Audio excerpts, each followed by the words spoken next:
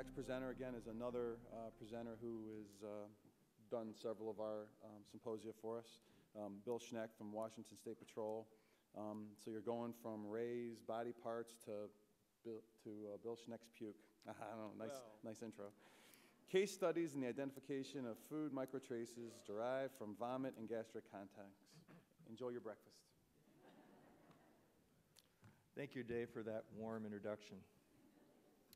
After yesterday's discussion on databasing, I thought it might be a great opportunity to start gastric contents databasing this morning. So my assistant will be dropping off little cups and saucers later for you. No. Actually, first of all, I'd like to thank the National Institute of Justice, the FBI, and the steering committee for inviting me to this wonderful workshop. It's great to see all of you again. Well, my discussion isn't going to be practically on just one case. It's going to be a series of several cases that I've worked over the years. And I'm going to try to intertwine methods of analysis of gastric contents along with the cases. I'd like to begin with a little historical perspective first. I know with this workshop, moving forward was the theme, but I think it'd be important not necessarily to move backward, but to look at some historical things that have been done in the past regarding microscopy of food and gastric contents. I'd like to start off with an important individual by the name of William Beaumont, MD, working up in Canada as a physician for the military many years ago. He was working with an unfortunate individual named Alexis St. Martin, who was accidentally shot. And during the time he was shot, they decided to keep a little gastric pouch open for the doctor to insert little bits and pieces of food in cloth sacks on strings into his stomach to examine what would happen to the food as it was being digested. So this was the basis for an interesting report in Lancet in 1833 entitled Gastric Juice and the Physiology of Digestion. Of course, talks would not be complete with looking at a little bit of the history going back to 1820. You probably cannot read that very well. But back in 1820, there were articles written on the adulteration of foods and materials. Dr. Arthur Hill Hassell worked in the 1850s, in the 1800s, involved adulteration of foods and gastric contents analysis, where he was analyzing foods for materials that could have been put into them before the FDA and other federal drug organizations. It was important to look at the particles because they were adulterated with, say, coffee would have chicory in it possibly, milk would be watered down. So a lot of researchers worked in that area to try to decide what was in our foods. Even today, when I examine food, I go back to these old journals, such as The Microscopy of Vegetable Foods by Winton and Muller. In this particular example, I'm looking at a fragment of huckleberry honey. You can see these unique structures. And if you look at some of the old textbooks, such as this one, you can see these same structures are noted. So it's important to use some of the old books. Now I'd like to turn our attention to gastric contents in human anatomy and physiology. Of course, when we eat, we have our food in the mouth for about 2 minutes as we're chewing it. Then it's quickly swallowed down through our esophagus to our stomach, where the food passes through the esophageal sphincter and has then started to digest in the stomach. With the action of the rugae on the interior stomach wall, the gastric contents or food is chimed or churned with the addition of hydrochloric acid with a pH of about 2, and other gastric enzymes are incorporated into that bolus of food. I'm interested only in the upper GI tract. I'm not going down below. So feces we're not talking about today. That's the next symposium, I was told. So what's important in this process is how long is the food in the stomach, essentially? Well, for a normal individual, whatever normal is, no more than 6 hours typically. But that depends on the rates of gastric emptying, and that's determined by the volume of the meal, the caloric content, pH of the individual, electrolyte content, exercise, level of hydration, and individual variation. So if you have an individual that's found dead, the food in that person's stomach Couldn't have been there for probably more than 6 hours. So now imagine we have some dried stains on, say, a bed of a pickup truck or clothing we want to examine. We want to remove these to examine them. We want to collect them first. So how would you do that? You typically particle pick them and scrape them, but you have to be very careful because if there's dried epidermal structures, they have to be moistened with a little drop of water first before they're removed. But I think it's also important to describe the context of the stains as we do with blood stain pattern analysis. Are the stains smears, wipes, swipes, drips? And as an example of that, we have a stain from a Mazda vehicle. This is a gastric stain on the side of the car. And what you can see is kind of an ellipse where the stain was applied, and by gravity it started to flow down the side of the car. What's more important than that is there was an arson fire associated in this particular case. And under close examination, the soot is covering the gastric contents. So you could tell the vomit came before the fire. So now imagine the gastric contents have been submitted into the laboratory from the individual at autopsy. One of the first things you'd want to do, of course, is photograph the container, remove the contents, weigh the contents, and visually examine the material and stereoscopically examine the material. Very similar to what you would do with soil examinations, picking out the large pieces that are known, pieces of corn and broccoli. Yum. Mm-hmm. Seeds and other non-food items such as maggots and hair. And then if a sufficient quantity is available, you may want to reserve half of it for other examiners that are waiting. Not this examiner. And if you found out from the medical examiner that it wasn't preserved with any material such as formalin or alcohol, it would be a good idea to do that, add a little bit of that. This is the gastric contents of an individual found in the Northwest. She was a college student. Body was found outdoors. There is a taco time receipt found in her car about 6 days later during the investigation from the time the body was found. They really wanted to know, do the taco time receipt food products, could you compare those to the gastric contents to determine if the food in her stomach is similar to what was eaten at taco time? Well, the first thing I wanted to do is sieve the material into various screens.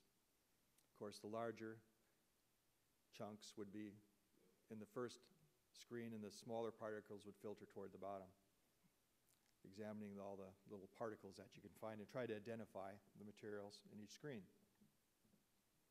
In this particular case, using stereo microscopy and polarizing light microscopy, you could identify most of the materials with staining methods also. For instance, using a trypan blue stain, which is used to stain cooked starch, you can see some of the structures of the material, which was later compared to Mexi fries at taco time.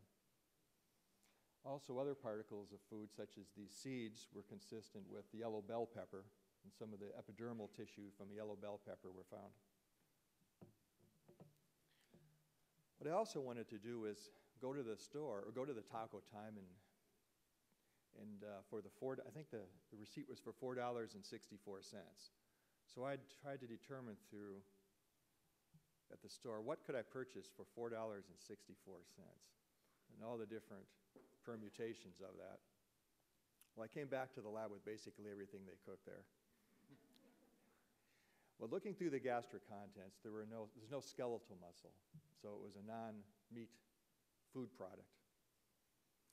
But I kind of narrowed it down to a bean burrito, a bean product. So I actually took some of the beans and chewed it for a while and spit it into a cup. That's essentially part of the scientific method there. And that's in my SOP. Actually it is, but no.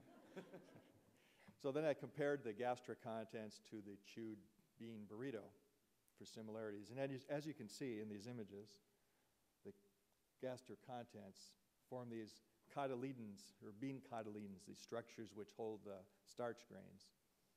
and it's the chewed bean burrito on the right. So in this particular case, after examining all the food contents, I was able to determine that similar types of food were found in the stomach, so indicating that her last meal probably was a bean burrito from, I couldn't say taco time, but it was similar and it matched the receipt well enough to say that that was her last meal. So they were able to determine that she died probably one day approximately after the following morning after the receipt was stamped. Some of the other procedures which I used while mounting up slides for polarizing light microscopy include using general differential stains such as toluidine blue. In this case, we're staining skeletal muscle, and you can see some of the nucleated cells are blue in this case. Starch stains, we use aqueous iodine solutions, which would stain the intact starch grains, usually a purplish color. Trypan blue, which will stain the altered starch grains, while leaving the intact starch grains unstained. Lipids, we often stain with oil red O, as we see here. I use safranin oftentimes as another differential stain, and this time staining pollen grains. Clearing agents, I believe, are very important to see the cellular structure of plant material. I use chlorohydrate for that. It'll remove a lot of the chlorophyll materials, so you can see cell wall structures quite clearly. Another chemical test for sugar, such as naphthol test with the little sucrose crystal. Of course, besides polarizing light microscopy, scanning electron microscopy can be used at times also. And this is a comparison of a pinto bean on the right from this particular case, showing the cell wall structure with the individual starch packets inside of it. Again, the SEM image on the left showing the cell wall and the packets of starch. So with the SEM, you have a higher degree of morphological, you can see the morphology quite a bit better in higher resolution. So I use that from time to time. Again, summarizing this case, as I tried to earlier, actually the price on the taco time receipt was $5.47. And the victim was last seen alive by her husband in the midnight into the morning of January 28th. Victim reported missing by her husband on the 29th. The body was found on February 6th. But seeing that in her stomach was the similar ingredients as found on the taco time receipt, I believe she died probably early on the 28th. Helps give a time of death in this particular case. So in a little bit of a summary of what was done, or what I like to do, this looks as though it may be a cookbook approach, but this gives us at least a graphic representation of the flow in this particular case. Photographed the container, weighed the contents, picked out the identifiable particles, added preservative, retained half of the sample for other examiners, sieved the particles, identified and picked out the pieces, mounted the particles on slides, stained them, and identified them using PLM and SEM. Now I'd like to talk about gastric enzyme testing, another prong in the examination of gastric contents. Besides looking at the masticated gross material, I also like to stain it, test it with enzymes. Lee, Ganslin, Galvin, and et al. Had a paper published in 1985 on assays for the identification of gastric fluid in the Journal of Forensic Science. Using that article, I tried to miniaturize their results, so I could look at small particles and fragments of possible gastric content stains on clothing. So what I used was a very simple test: whole cow's milk, dried vomit standards, which is why you're here today, samples, you need the question samples to compare and test, an oven set at 38 degrees C for 30 minutes, a humidity chamber, clear spot plate or cavity slides, pipettes, and a stereo microscope. essentially you're putting the gastric content stains in about 3 drops of whole cow's milk, put it under body conditions, 38 degrees C, for about a half an hour. In about a half an hour it should curdle, as we see here. I performed this test on about 50 other non-biological and biological materials, from semen to saliva to blood and other food products, to determine if anything else would curdle the whole cow's milk. So far, I haven't found anything.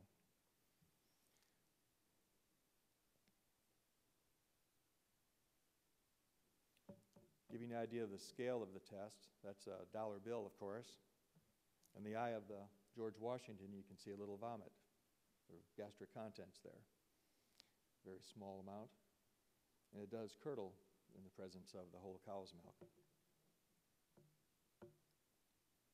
Now we'll go on to a case study. Call this one the last meal. This was an unfortunate nurse who died. Her body was found in an outdoor environment. And they essentially, for investigative information, wanted to know what she had for her last meal. And looking through it, you can see it's not a very homogeneous material. It's quite a few products there, vegetative in nature mainly. So what I did is I tried to pick out all the different things I could see. In this case, this is the Petri dish with a variety of different materials which were identified.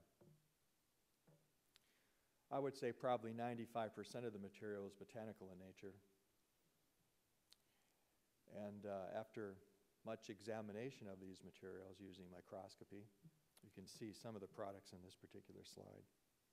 Some of the epidermal or leaf tissue, some of the veins, vasocentric tracheids from the veins, and stomata or stoma in the epidermis. While in epidermal materials, I like to look at the stomata to help identify what it could be. Not going into any great detail, there's different types of stomatal complexes which help you identify the species or the plant, or the leafy material. So what I needed to do is compare a lot of vegetables. In this case, with background information, she was of Asian extraction, so I decided to look at Asian foods because I was not finding anything very common while I was looking at the leafy material. It was something unusual that I haven't seen before. So I went to Asian markets with an associate of mine, and we searched through different vegetables. This is just an assortment of different kind, such as Napa cabbage and gailan. And when you use chlorohydrate, you can clear the epidermis, the leafy portions, and see the stomata and the stomatal complexes from both of these plant types. So after quite a bit of work, I narrowed it down to bok choy. And this particular example does have crystals also in the epidermis. The image on the left is stained, and the image on the right is the known bok choy. Well, other ingredients in that particular vomit sample include a chitinous material. Just visually it looked like shrimp or lobster, some type of, so I actually did have to use the infrared. I had to resort to using an instrument, infrared spectrometer, in which it was a chitinous material. Of course, the fragments were so tiny, I was not able to tell what exact type of food it was, but it could have been dried shrimp, just as an example. And there was one more elusive particle which took me quite a while to figure out. It was a small little fragments of peppercorn. And here's an example of a whole peppercorn that you would grind up. But when I initially looked at the white meaty material in the particle, I was seeing small little starch grains that had the similar size to rice starch, but I knew it wasn't rice. So that was confusing for a little while. But the exterior surface of the peppercorn kind of gave it away. So in summary, that individual stomach contents contained mainly bok choy, maybe shrimp, some chitinous material, and pepper. Those are the only 3 things I could identify. Another case, we'll transition to another case. A little baby died, unfortunately. The father went into a department department store and left the little boy in the car seat. And there's the little jumper of the baby. Father came out. The baby was unresponsive. Father knew CPR, began CPR. The baby unfortunately died. Autopsy result was inconclusive. Didn't have really a firm, didn't know what the death was. Several years later, I obtained this case, civil case now. Can't go into any great details on it at this time, but they wanted me to examine the jumper and what are the stains on the jumper. In this case, some of the areas have been previously cut out by other DNA examiners, but they were interested in what these other stains were on the jumper, or onesie, whatever that thing's called. But by light microscopy examination, it was mainly sugar. But I called the detective and I had to ask them, now what other things did they find in the car when they searched it, which they didn't examine at the crime lab earlier? Well, the hard candy was found in the car. Okay. Doesn't take a rocket scientist to figure this out. There's a good chance the baby was sucking on that hard candy and aspirated or got it down and had an airway obstruction. So therefore, cause of death wouldn't be determined because it just popped out during the father doing the CPR, possibly. So examining that hard candy, of course it contains sugar, titanium dioxide, and pigment. So comparing that to the stains on the clothing, the jumper, even on the father's shirt, it was consistent. So the boy or the little baby probably suffocated or choked on the candy. Case number 3. This is a case of a lady who walks into a restaurant in Idaho, really high-end restaurant, and there are high-end restaurants in Idaho. And she fractured her arm. She walks into the bathroom, slips and falls, and breaks her arm. So she wants to sue the restaurant. Well, some experts in California, private experts, looked at her pants and found a small grease stain on the back of her pants. Well, that's obvious. She slipped on the grease, fell, and broke her arm. Well, I look at the pants, and while I did see a small grease stain on the buttocks, they failed to see the vomit stains and the gastric contents on the buttocks of the pants and on the lower leg of the pants. These are clear acetate sheets. I didn't want to actually mark on the pants themselves, showing some of the locations. Well, other clothing on the front of her blouse, there are gastric contents or vomit stains flowing down from the top of her blouse toward the bottom, and on her shoes. This is the bottom of a shoe. Little chunk there happens to be vomit. And closer examination of the material on her clothing and on the shoes revealed the presence of plant seed hairs, potato starch, and wheat, some of the cellular structure from wheat. Well, then I asked the investigators, well, do you know what she had for dinner? And they described steak and meat and potatoes, a typical type of dinner you have in this particular restaurant, meat and potatoes, which was fairly consistent with what was in her vomit. Then they also mentioned, well, she has a problem. She sues a lot of other restaurants, and she has a problem when she drinks. She always vomits. But I made sure I didn't find that information out till I was done with the microscopical examination. So my conclusion was, likely she walked into the restaurant, vomited, and slipped on her own vomit because there was some on her shoe, and broke her arm. So they dropped the case. Decided not to continue with that. These are some more images of the potato starch and the skeletal muscle. And with skeletal muscle, there's actin-myosin sheaths, which can be seen with phase contrast microscopy quite well. Although you cannot distinguish in skeletal muscle chicken from beef, or pork and cow, and that. But at least it was skeletal muscle. And again, the really interesting curds were found in the gastric contents with the test with the whole milk. So the ingredients found on her clothing included wheat starch, corn starch, rice starch, wheat, processed potato starch, and skeletal muscle, which was consistent with many of the food types she had for dinner. This is one of my favorite ones to talk about, actually. Do I have a few minutes left? Three, matter of fact. 3.1. Perforated lower bowel. There's a birthday party for Grandma, so she's eating a sheet cake, chocolate sheet cake from a large bakery.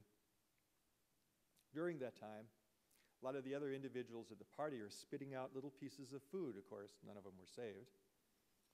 Thought that was rather unusual. And about a week later, she becomes deathly ill, goes to the hospital, and about a week after that, she dies of septicemia from a lower bowel perforation. And the gross diagnosis from the medical or the pathologist was a wood splinter perforating small bowel. And there's a picture of it with the scale in millimeters. Well,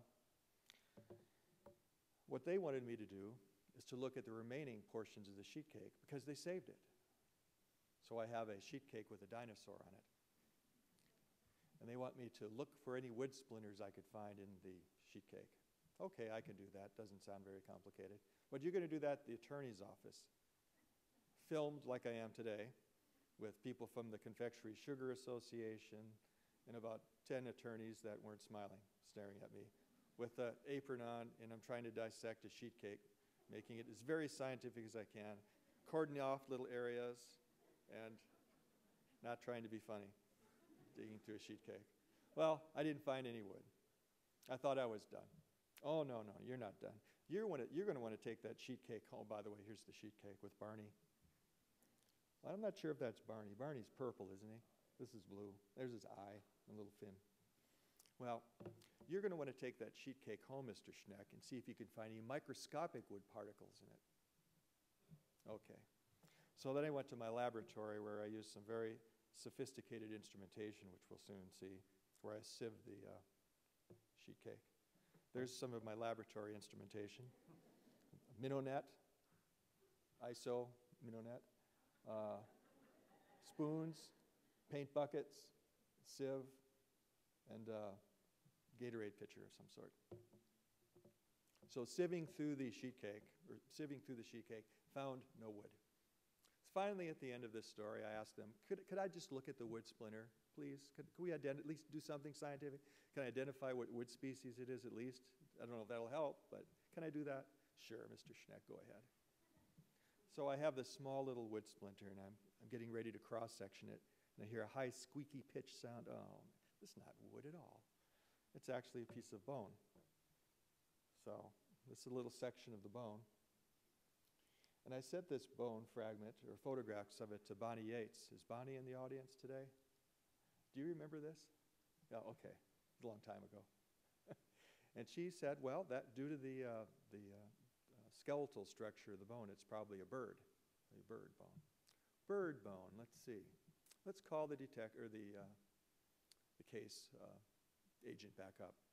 Oh, yes, we didn't tell you this. We didn't think it was important. But before she had the cake, she was eating chicken. Oh, and she doesn't have teeth either. Well, whatever.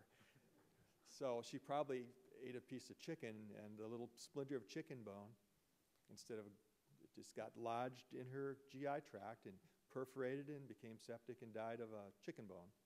They dropped that case too. They didn't sue Costco after that. And I believe, oh, that's a little picture of a chicken bone standard with the halversion canals and the osteons. And that's all I'm going to talk about today because I have several other cases I don't have time for. Thank you.